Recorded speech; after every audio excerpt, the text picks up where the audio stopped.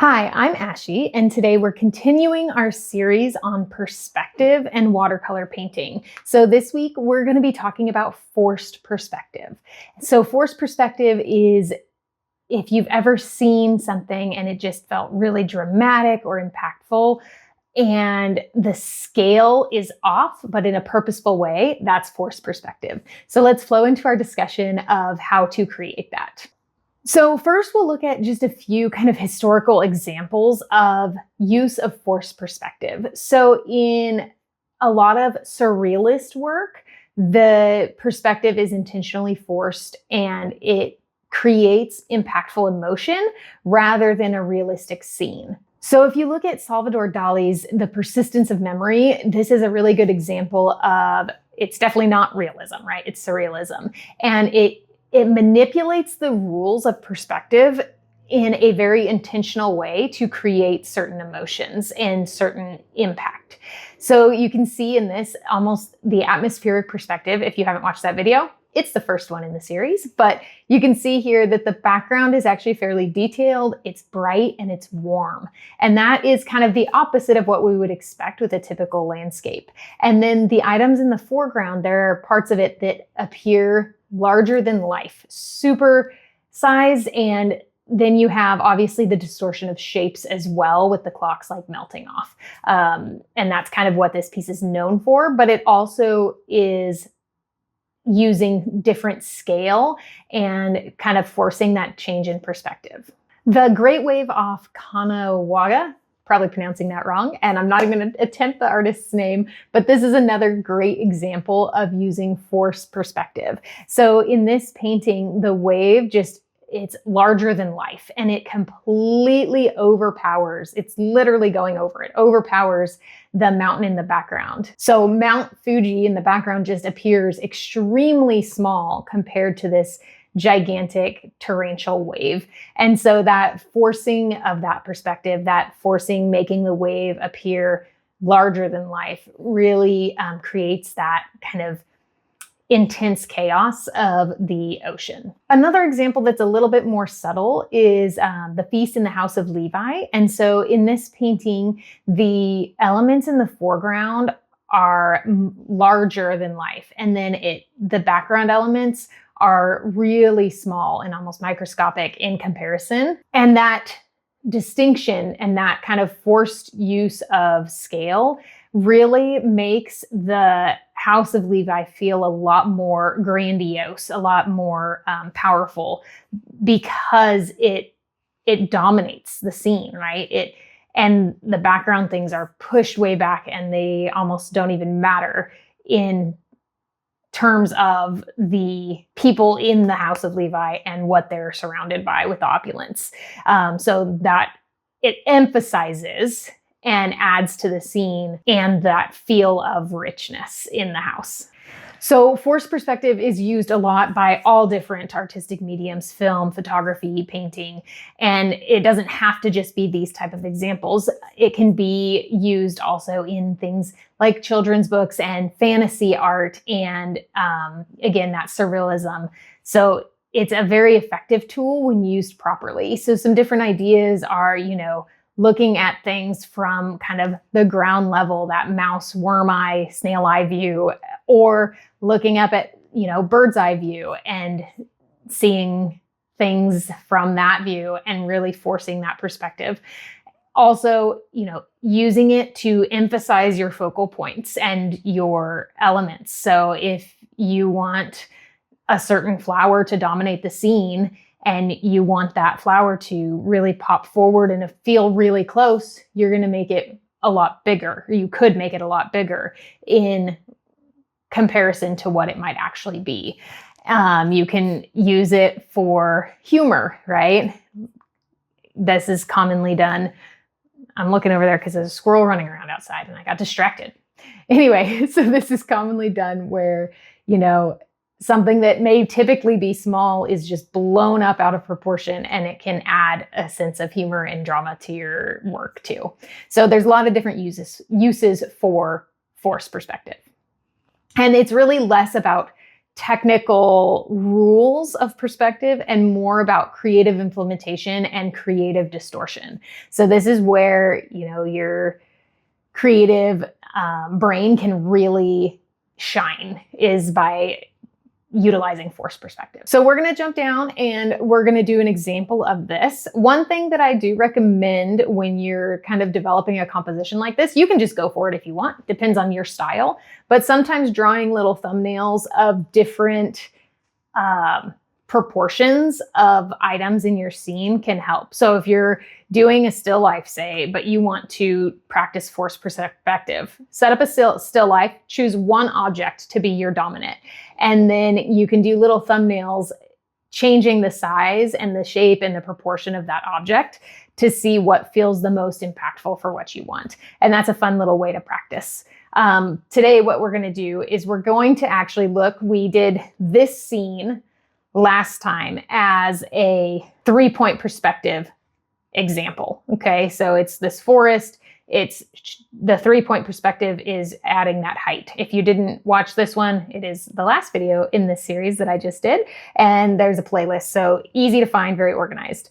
But this was 3-point perspective. We're going to use that similar concept and shift it to our forced perspective view. So I'm going to start by just sketching out a little bit here because I want to get some basic shapes in. This one, we're also going to play with overlapping a little bit more. So there's overlapping here, but it's not as prominent. It's not as important in this version, but in this one, it's going to be a lot more prominent because the giant foreground element is going to be overlapping those background ones. So what we're going to do is we're going to draw a little frame first. Okay, so I'm just going to get a frame in. And when you're doing these, you don't be afraid to go outside the frame. It doesn't really matter that much, especially in a sketchbook. This is about play. So we have that. Okay. And then I'm going to draw and purposefully make my foreground object go outside the frame so that it appears more dominant. So it's going to be cut off and cropped, basically. So it's going to be a mushroom here in the foreground. And we're going to be looking at this mushroom like we're a little snail on the ground or something, okay? So it's going to come outside it's going to be cut off on the bottom. It's so that it appears even larger and like we're closer to it, okay? And then we're looking at this mushroom from kind of underneath, okay? So I'm just kind of drawing the little skirt thing that mushrooms have. And then I'm going to put in the next little stump, okay? And then it flares a little bit. This isn't a drawing tutorial for mushrooms or anything. And then we're going to see the underside of that mushroom. Okay, and it's going to dominate the whole drawing. Okay, now when we get to painting it, we'll add in some lines and things and all of that to really get some shadows and things in, and that'll add some more drama too to this, but I'm just getting the basic shapes in right now. So it's basically just an oval. And then we're going to see just a tiny bit of the top of the mushroom and maybe some little dots on the mushroom where those little bumpy things are. Okay, so that's going to be our main focal element, okay, is this mushroom. And then the background, we're going to do a path. I'm going to have the path going off the other way this time, just because, I don't know, I want to. So I'm just going to draw in a path, and this is following that perspective. This would be kind of like the 1-point perspective spot where the lines are converging in the distance. Okay, so they're getting closer together as we go out of the frame. Okay, And then we're going to put some trees. Okay, so I'm going to tuck a tree here first, behind, and maybe it's going over the path a little bit. It's coming behind the mushroom, and then it's going to come up and out of the frame. And it's going to get skinnier toward the top. Okay, now I'm going to put another tree here. And these ones are going to be overlapping a little bit. So here's the bottom of that tree. And then it's going to come up and out, and then it's going to be bending in toward the center of the painting. Okay, and then I need a tree here. Well, I don't need, but I want. Okay, and then that one's going to be bending into the painting. Okay, so you can see that this is going to overlap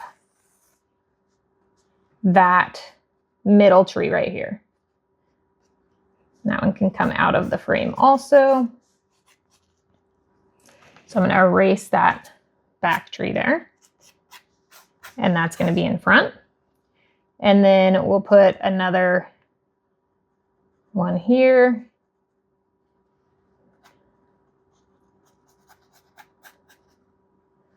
That's going to come out this way. Okay. So there's the basics of our composition. Okay, so you can see already we have that drama of this mushroom being, it almost feels like out of proportion and out of place. It's because it's supposed to, right? So this is that focal point, and it's drawing our eye up, and then we can further bend into the painting. And it all, because everything's kind of coming together, it's drawing our eye to the middle here. Okay, if I wanted, I could have pushed all of these up higher and made the horizon line maybe way up here, but this is what I chose. So this is what we're doing. And now I'm just going to erase some of the lines. This isn't going to be like a finished painting or anything, so I don't care if some of those lines show through. So I'm not going to be super precise on erasing them. Okay, now I need to wake up my watercolor paints here.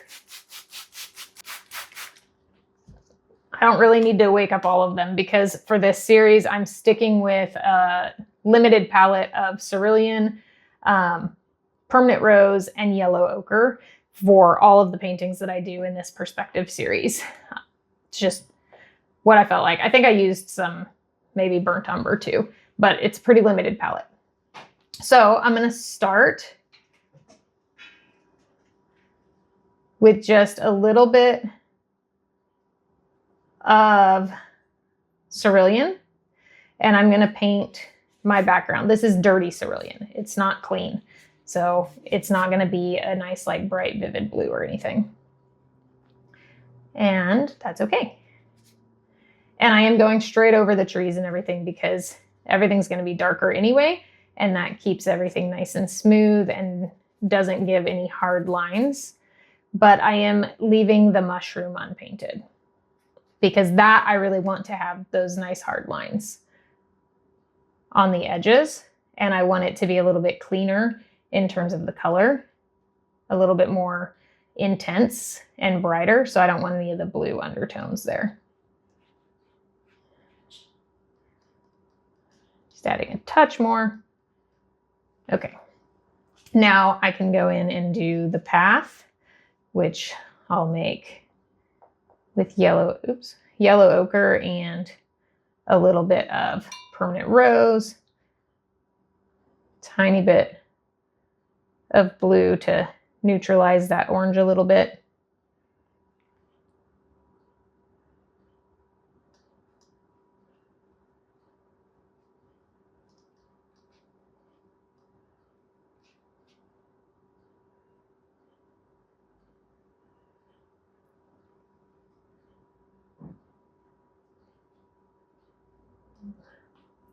A little bit warmer toward the front, and then adding a little bit more blue into the back.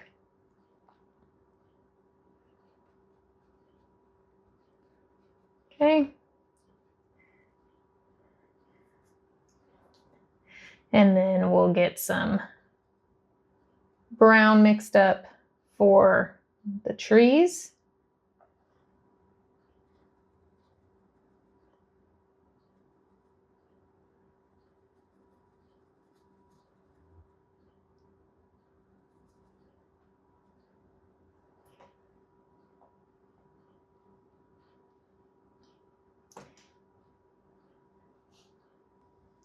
Okay, so at the bottom, I do want it to be a little bit more intense than at the top because I want it to feel like that top is really far away. And so it'll be less intense.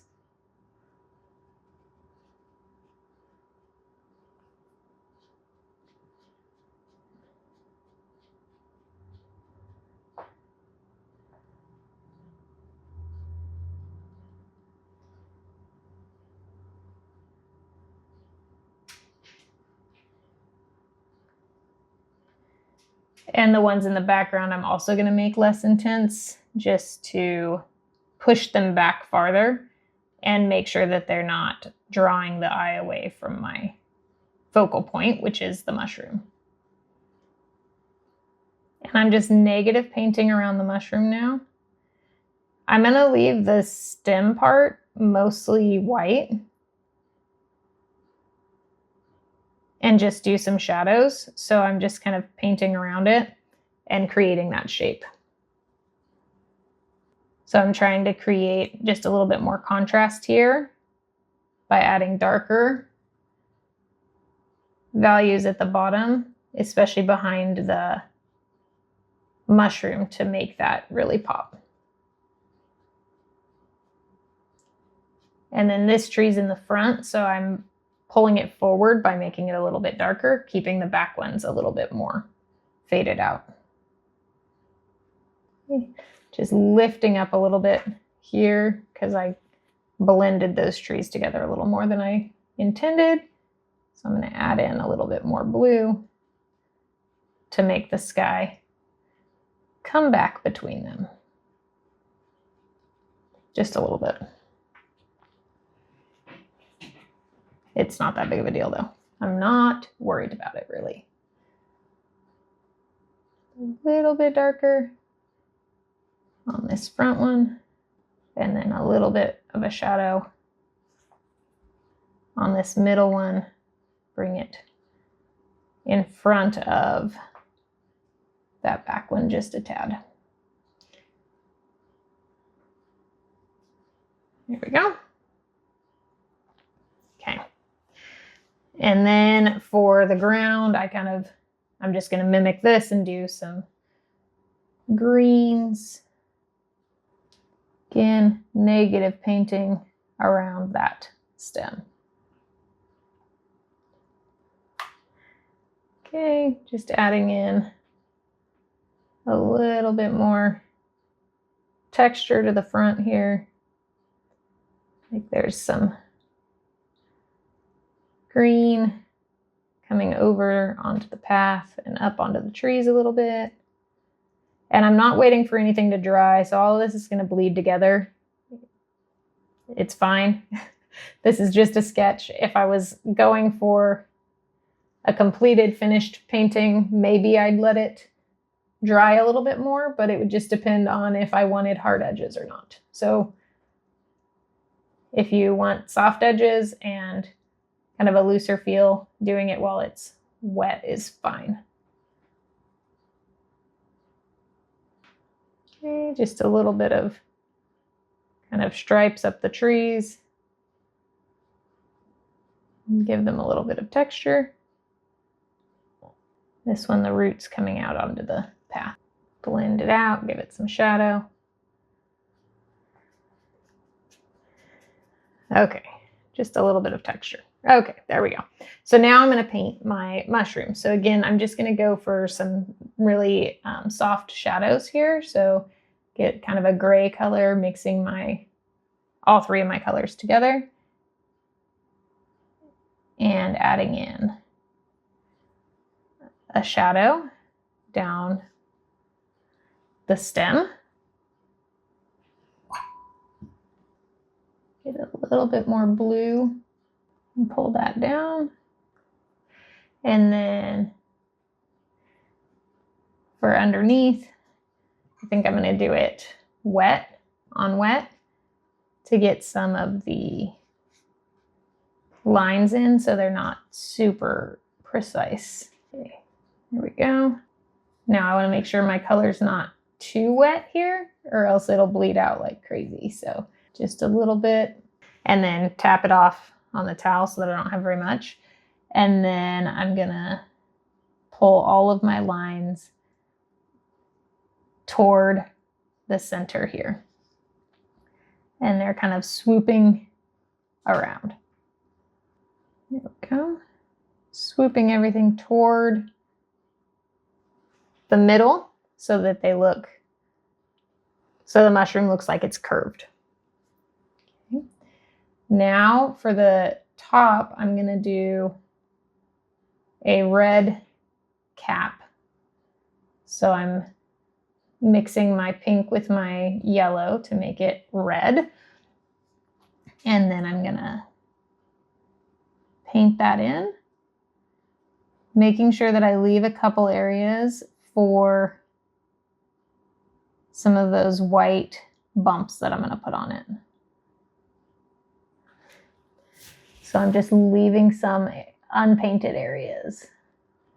And it doesn't have to be perfect and precise or anything because it's going to be bumpy and messy and it's nature. They don't have to be perfect.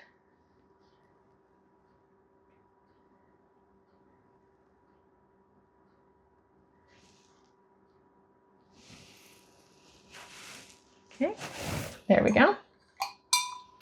And then for the white parts, I'm just going to put in a little bit of shadow.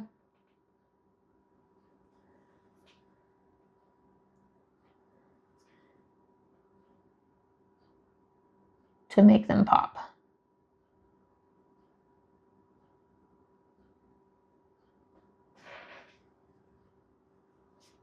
And I should probably do this once the red is dry so that they don't just turn pink, but I don't really care.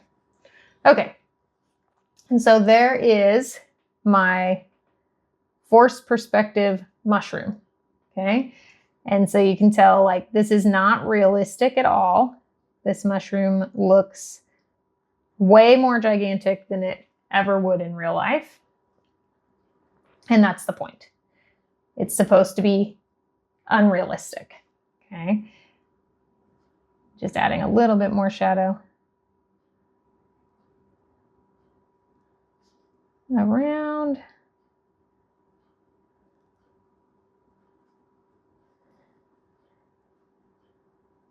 Anyway, probably messing it up more than doing anything with it. Good, but that's okay.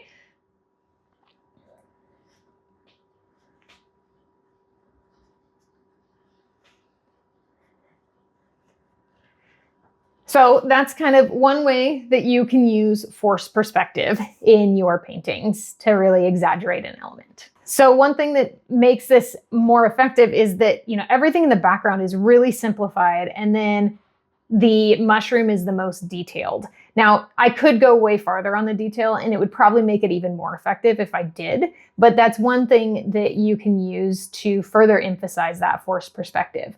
You can do the alternative too, and it gives a completely different vibe. If I made the background really detailed and this big object in the foreground may be out of focus and blurry, that would have a completely different effect. And it's also an equally valid and effective use of forced perspective. So it's just something that you get to play with, and that's what makes it fun. So what I recommend for practicing this is just, like I said before, do a still life, like set it up in front of you or take a photo and then choose one element in that photo or that still life to exaggerate or completely shrink and just see what it does to your drawings or your paintings. So I hope you enjoyed this video on forced perspective. Again, this is a series, so if you haven't seen the other videos, I highly recommend checking out the playlist, which will be linked in just a moment. And please comment on the video, any questions you have, any just comments, things that you like, or things that you'd like to see done, we can just start a conversation down there in the comments as well. And like the video if you found it helpful or enjoyed it. Thank you so much for watching, and until next time, keep those paints flowing.